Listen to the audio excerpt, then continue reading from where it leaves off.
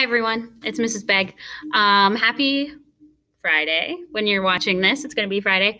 On Fridays, we do what's called First Chapter Friday. So I know I talked to you guys about what the actual assignment's going to be for First Chapter Friday. But basically, it is a time where you just get to sit back and listen to some books that you might be interested in reading. So basically, I want this time for you guys to just kind of be reflective and think about what books you might like to read.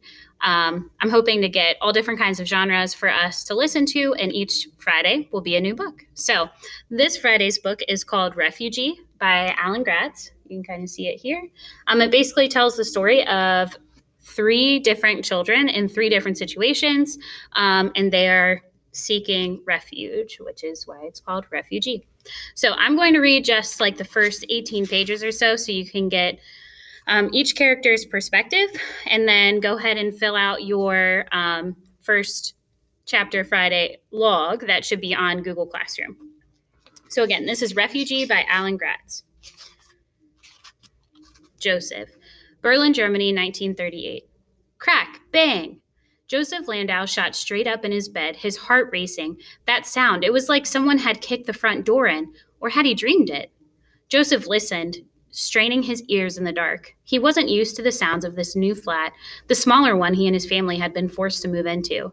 They couldn't afford their old place, not since the Nazis told Joseph's father he wasn't allowed to practice law anymore because he was Jewish. Across the room, Joseph's little sister, Ruth, was still asleep. Joseph tried to relax. Maybe he'd just been having a nightmare. Something in the darkness outside his room moved with a grunt and a scuffle. Someone was in the house. Joseph scrambled backwards on his bed, his eyes wide. There was a shattering sound in the next room. Krish. Ruth woke up and screamed in sheer blind terror. She was only 6 years old. "Mama," Joseph cried. "Papa." Towering shadows burst into the room. The air seemed to crackle around them like static from a radio. Joseph tried to hide in the corner of his bed, but shadowy hands snatched at him, grabbed for him. He screamed even louder than his little sister, drowning her out. He kicked and flailed in a panic, but one of the shadows caught his ankle and dragged him face first across his bed. Joseph clawed at his sheets, but the hands were too strong. Joseph was so scared he wet himself, the warm liquid spreading through his nightclothes. "No!" Joseph screamed. "No!" The shadows threw him to the floor. Another shadow picked up Ruth by the hair and slapped her. The shadows, "Oh, be quiet," the shadow yelled, and it tossed Ruth down on the floor beside Joseph. The rock shut Ruth up, but only for a moment. Then she wailed even harder and louder. "Hush, Ruthie, hush," Joseph begged her. He took her in his arms and wrapped her in a protective hug. "Hush now." They cowered together on the floor as the shadows picked up Ruth's bed and threw it against the wall. Crash! The bed broke into pieces. The shadows tore down pictures, pulled drawers from their bureaus, and flung clothes everywhere. They broke lamps and light bulbs. Joseph and Ruth clung to each other, terrified and wet-faced with tears. The shadows grabbed them again and dragged them into the living room. They threw Joseph and Ruth on the floor once more and flicked on the overhead light. As Joseph's eyes adjusted, he saw the 7 strangers who had invaded his home. Some of them wore regular clothes, white shirts with the sleeves rolled up, gray slacks, brown wool caps, leather work boots. More of them wore the brown shirts and red swastika armbands of the Sturmbeitlung, Adolf Hitler's stormtroopers. Joseph's mother and father were there too, lying on the floor at the feet of the brown shirts. "Joseph, Ruth!" Mom cried when she saw them. She lunged for her children, but one of the Nazis grabbed her nightgown and pulled her back. "Aaron Landau," one of the brown shirts said to Joseph's father, "you have continued to practice law despite the fact that Jews are forbidden to do so under the Civil Service Restoration Act of 1933. For this crime against the German people, you will be taken into protective custody." Joseph looked at his father, panicked. "This is all a misunderstanding," Papa said. "If you just give me a chance to explain." The brown shirt ignored Papa and nodded at the other men. 2 of the Nazis yanked Joseph's father to his feet and dragged him toward the door. "No!" Joseph cried. He had to do something. He leaped to his feet, grabbed the arm of one of the men carrying his father, and tried to pull him off. 2 more of the men jerked Joseph away and held them as he fought against them. The brown shirt in charge laughed. "Look at this one," he said, pointing to the wet spot on Joseph's nightclothes. "The boy's pissed himself." The Nazis laughed, and Joseph's face burned a hot shame. He struggled in the men's arms, trying to break free. I'll be a man soon enough, Joseph told them. I'll be a man in 6 months and 11 days. The Nazis laughed again. 6 months and 11 days, the brown shirt said. Not that he's counting. The brown shirt suddenly turned serious. Perhaps you're close enough that we should take you to a concentration camp too, like your father. No, Mama cried. My son is just 12. He's just a boy. Please, don't. Ruth wrapped herself around Joseph's leg and wailed, Don't take him, don't take him. The brown shirt scowled at the noise and gave the men carrying Aaron Landau a dismissive wave. Joseph watched as they dragged Papa away to the sounds of Mama's sobs and Ruth's wails. Don't be so quick to grow up, boy, the brown shirt told Joseph. We'll come for you soon enough. The Nazis trashed the rest of Joseph's house, breaking furniture, smashing plates, and tearing curtains. They left as suddenly as they had come, and Joseph and his sister and mother huddled together on their knees in the middle of the room. At last, when they had cried all the tears they could cry, Rachel Landau and her children led her children to her room, put her bed back together, and hugged Joseph and Ruth close until morning. In the days to come, Joseph learned that his family wasn't the only one the Nazis had attacked that night. Other Jewish homes and businesses and synagogues were destroyed all over Germany, and tens and thousands of Jewish men were arrested and sent to the concentration camps. They called it Kristallnacht, the night of broken glass. The Nazis hadn't said it with words, but the message was clear. Joseph and his family weren't wanted in Germany anymore. But Joseph and his sister weren't going anywhere, not yet, not without Joseph's father. Mama spent weeks going from one government office to another, trying to find out where her husband was and how to get him back. Nobody could tell her anything, and Joseph began to despair what he would never see his father again.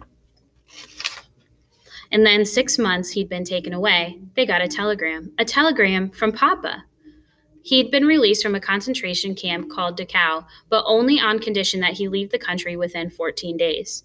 Joseph didn't want to leave. Germany was his home. Where would they go? How would they live? But the Nazis had told them to get out of Germany twice now, and the Landau family wasn't going to wait around to see what the Nazis would do next.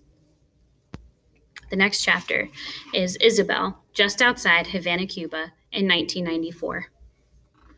It took only 2 tries to get the scrawny calico kitten to come out from under the pink cinder block house and eat from Isabel Fernandez's hand. The cat was hungry, just like everyone else in Cuba, and its belly quickly won out over its fear. That cat was so tiny it could only nibble at the beans. Its tummy purred like an outboard motor, and it butted its head against Isabel's hand in between bites. You're not much to look at, are you, kitty? Isabel said. Its fur was scraggly and dull, and Isabel could feel the cat's bones through its skin. The kitten wasn't too different from her, Isabel realized, thin, hungry, and in need of a bath. Isabel was 11 years old and all lanky arms and legs. Her brown face was splotchy with freckles, her thick black hair was cut short for summer and pulled back behind her ears. She was barefoot like always and wore a tank top and shorts. The kitten gobbled up the last of the beans and mewed pitifully. Isabel wished she had something else to give it, but this food was already more than she could spare. Her lunch hadn't been much bigger than the cat's, just a few beans and a small pile of white rice. There had been rationing and food coupon books back when Isabel was little, but a few years ago, in 1989, the Soviet Union had fallen and Cuba had hit rock bottom. Cuba was a communist country like Russia had been, and for decades the Soviets had been buying Cuba's sugar for 11 times the price and sending the little island food and gasoline and medicine for free. But when the Soviet Union went away, so did all their support. Most of the farms in Cuba grew only sugarcane. With no one to overpay for it, the cane fields dried up. Sugar refineries closed, and people lost their jobs. Without Russia's gas, they couldn't run the tractors to change the fields over to food, and without the extra food, the Cuban people began to starve. All the cows and pigs and sheep had been slaughtered and eaten. People had even broken into the Havana Zoo and eaten the animals, and cats, like this little kitten, had ended up on dinner tables. But nobody was going to eat this cat. You'll just be our little secret, Isabel whispered. Hey, Isabel, Ivan said, making her jump. The cat skittered away underneath the house. Ivan was a year older than Isabel and lived next door. He and Isabel had been friends as long as she could remember. Yvonne was lighter skinned than Isabel with curly dark hair. He wore sandals, shorts, a short sleeve button down shirt, and a cap with a fancy letter I on it, the logo of the Havana baseball team, the Industriales. He wanted to be a professional baseball player when he grew up, and he was good enough that it wasn't a crazy dream. Yvonne plopped to the dusty ground beside Isabel. Look, I found a bit of dead fish on the beach for the cat. Isabel recoiled at the smell, but the kitten came running back, eating greedily from Yvonne's hand. She needs a name, Yvonne said. Yvonne gave names to everything, the stray dogs who wandered the town, his bicycle, even his baseball glove. How about Jorge or Javier or Lazaro? Those are all boy names, Isabel said. Yes, but they all are players for the Lions, and she's a little lion. The Lions was the nickname of the Industrialis. Yvonne, his father called from next door, I need your help in the shed. Yvonne climbed to his feet. I have to go. We're building a doghouse, he said before sprinting away. Isabel shook her head. Yvonne thought he was being sneaky, but Isabel knew exactly what he and his father were building in their shed, and it wasn't a doghouse. It was a boat to sail to the United States. Isabel was worried the Castillos were going to get caught. Fidel Castro, the man who ruled Cuba as president and prime minister, wouldn't allow anyone to leave the country, especially not to go to the United States. El Norte, as Cubans called it, the North. If you were caught trying to leave for El Norte by boat, Castro would throw you in jail. Isabel knew that because her own father had tried and had been thrown in jail for a year. Isabel noticed her father and grandfather heading down the road towards the city to stand in line for food.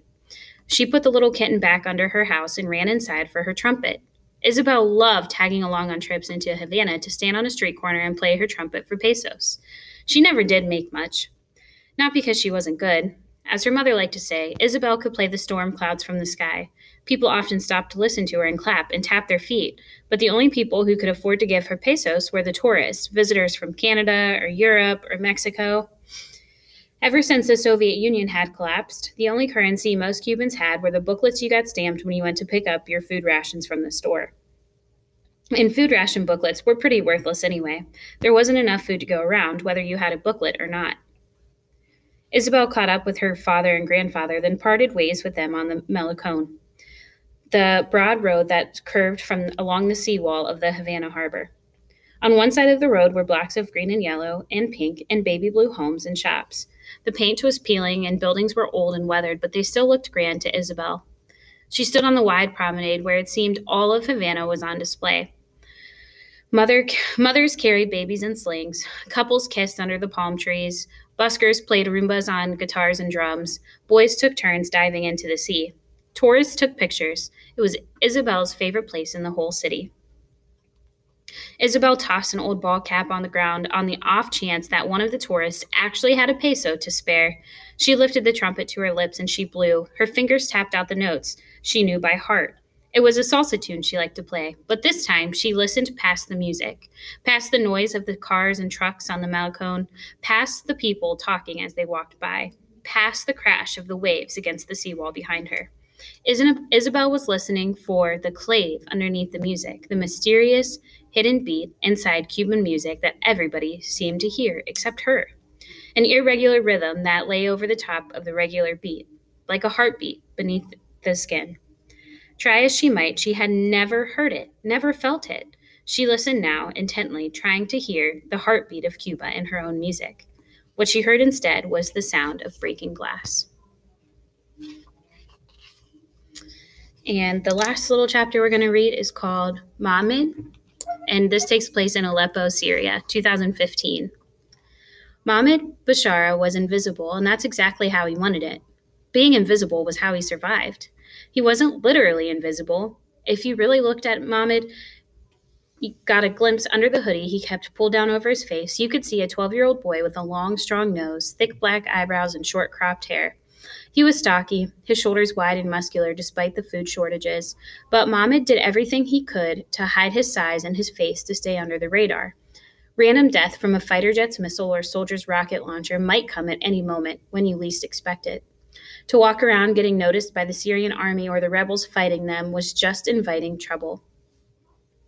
Mohammed sat in the middle row of desks in his classroom where the teacher wouldn't call on him. The desks were wide enough for 3 students at each, and Mohammed sat between 2 other boys named Ahmed and Nadal. Ahmed and Nadal weren't his friends. Mohammed didn't have any friends. It was easier to stay invisible that way. One of the teachers walked up and down the hall ringing a handbell, and Mohammed collected his backpack and went to find his little brother Walid. Walid was 10 years old and 2 grades below Mohammed in school. He too wore his black hair cropped short, but he looked more like their mother, with narrow shoulders, thinner eyebrows, a flatter nose, and bigger ears. His teeth looked far too big for his head, and when he smiled, he looked like a cartoon squirrel. Not that Walid smiled much anymore.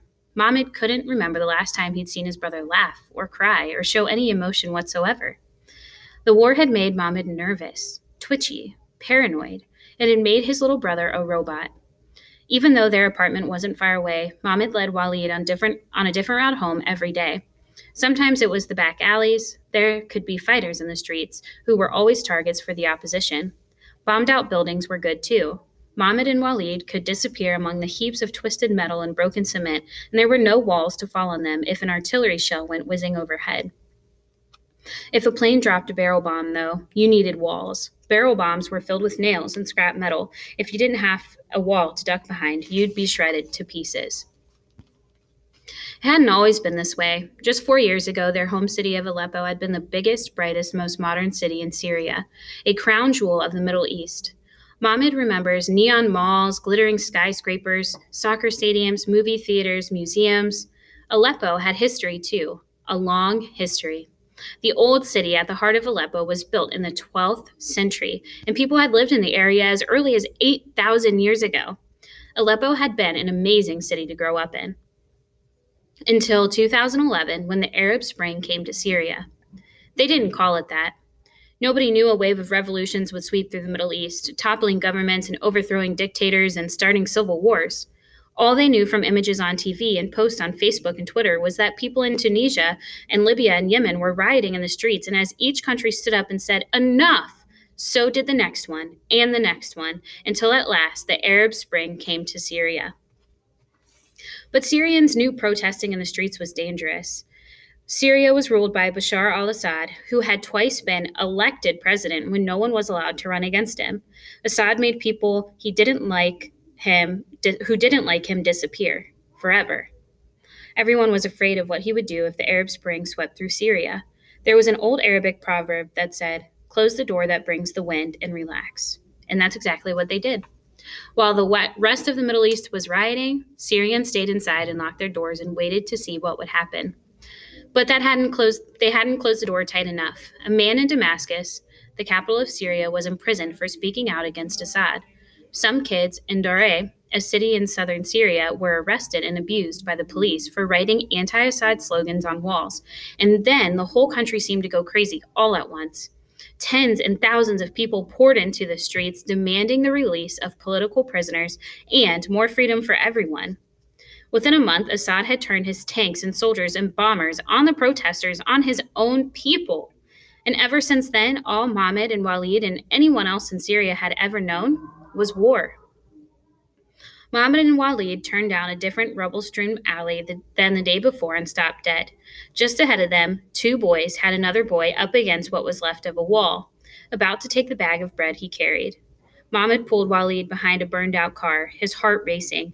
Incidents like this were common in Aleppo lately.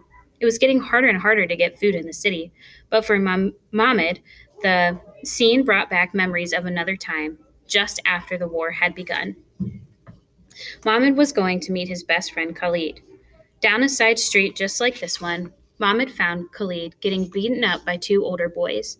Khalid was a Shia Muslim in a country of mostly Sunni Muslims. Khalid was clever, smart, always quick to raise his hand in class and always with the right answer. He and Mohammed had known each other for years, and even though Mohammed was Sunni and Khalid was Shia, that had never mattered to them. They liked to spend their afternoons and weekends reading comic books and watching superhero movies and playing video games. But right then, Khalid had been curled into a ball on the ground, his hands around his head while the older boys kicked him. "Not so smart now, are you, pig?" one of them had said. "Shia should know their place. This is Syria, not Iran." Mohammed had bristled. The differences between Sunnis and Shiites was an excuse. These boys had just wanted to beat someone up. With a battle cry that would have made Wolverine proud, Mohammed had launched himself at Khalid's attackers, and he had been beaten up as badly as Khalid. From that day forward, Mohammed and Khalid were marked. The two older boys became Mohammed's and Khalid's own personal bullies, delivering repeated beatdowns between classes and after school. That's when Mohammed and Khalid had learned how valuable it is to be invisible. Mohammed stayed in the classroom all day, never going to the bathroom or the playground. Khalid never answered another question in his class, not even when the teacher called on him directly. If the bullies didn't notice you, they didn't hit you. That's when Mohammed had realized that together, he and Khalid were bigger targets. Alone, it was easier to be invisible. It was nothing they ever said to each other, just something they each came to understand. And within a year, they had drifted apart, not even speaking to each other as they passed in the hall. A year after that, Khalid had died in an airstrike anyway. It was better not to have friends in Syria in 2015. Mohammed watched as these two boys attacked the boy with the bread, a boy he didn't even know. He felt the stirrings of indignation, of anger, of sympathy. His breath came quick and deep, and his hands clenched into fists. I should do something, he whispered, but he knew better.